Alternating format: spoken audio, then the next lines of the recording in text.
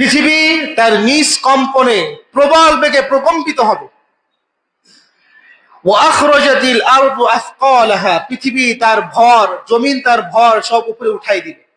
এখানে তাফসীরের মধ্যে আসছে যত খনিজ পদার্থ আছে এই জমিনের মধ্যে কিয়ামতের সিংহায় ফুৎকার দেওয়ার সাথে সাথে ওই সমস্ত স্বর্ণ, রৌপ্য, হীরা, জহরা যা আছে সব উপরে উঠাই দিবে।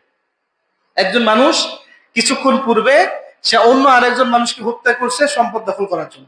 অনেকে করে না, ভাইকে মেরে ফেলে, চাচাকে মেরে ফেলে সম্পত্তির লোভে। এখন সে যখন একজন মুসলমানকে মারছে তো সে তো জাহান্নামী নিশ্চিত হয়ে গেছে, সম্পদের লোভে সে জাহান্নামী হয়ে গেল। এই জাহান্নামী হওয়ার পরে দেখবে যে জমিন থেকে সোনা উঠতেছে। বলেন তার অবস্থা কি হবে? জানলা 1,00,000 টাকার জন্য আমি একজন মানুষকে মেরে ফেলে নিজে জাহান্নামে চলে গেলাম, আর এখন কোটি কোটি টাকা স্বর্ণ আমার সামনে। মানে চিন্তা করেন কি অবস্থা হবে। 4 আঙুল সম্পদের জন্য মারামারি করতে করতে এক ভাই আরেক ভাইকে মেরে ফেলতেছে। সে দেখবে যে আমার চতুর্পাশে সোনা আসুন, তখন তার অবস্থা কি হবে? আল্লাহ, যে সম্পদ মানুষ চেয়ে দেখতেছে না সেই সম্পদের কারণে আমি জাহান্নাম কেটে নিলাম। আফসোস করতে থাকবে এবং কি বলবে? অকওয়ালা লিনসানু মা লাহা, মানুষ বলে আল্লাহ এই জমিনের কি হলো, এই সম্পদ আগে দিলে আমি কোটিপতি হয়ে যেতাম, এখন নিয়ে কি করব? এই সম্পদের লোভে তো আমি সব শেষ করে ফেলছি। সম্পদের মায়ায় পড়ে আমি আজান শুনছি, নামাজে আসিনি। এই সম্পদের জন্য হালাল হারাম বাছ বিচার করিনি।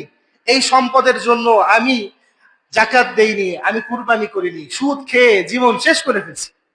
আর আজকে সেই সম্পদ আমার সামনে, জমিনের হলোটা কি? ইয়াউমাইযিন তুহাদ্দিসু আখবারাহা, এবার জমিন কি করবে জানেন? যে জমিনের উপর আমাদের বসবাস, এই জমিন আপনার আমার সমস্ত কৃতকর্ম সব ফাঁস করে দেবে। বিআন্না রাব্বাকা ওয়াহালাহা, কারণ আল্লাহ তাকে এটা করার আদেশ দিবেন। মানুষ যে পাপগুলো করে আসমানের নিচে জমিনের উপরেই তো করে নাকি? জমিন তো চাইলে অনেক সময় এমন এমন পাপ আছে যে জমিন আল্লাহর কাছে বলে, আল্লাহ আমারে অনুমতি দাও যে আমি ফাঁক হয়ে ওরা আমার মতো ঢুকাইনি। আল্লাহ বলে সবর করো, সবর করো, সবর করো, তোমার সময় আসবে। এই সময় আসবে কখন?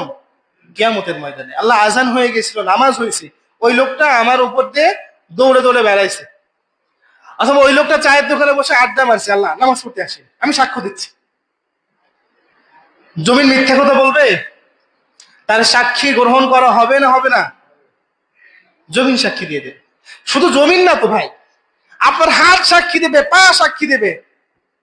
আল্লাহ বলেন আল-ইয়াউমা নাখতিমু আলা আফওয়াহিহিম ওয়া তুকাল্লিমুনা আইদিহিম ওয়া তাশহাদু আরজুলুহুম বিমা কানু ইয়াকসিবুন, মুখে মোহর লাগাই দিবে। এই মুখ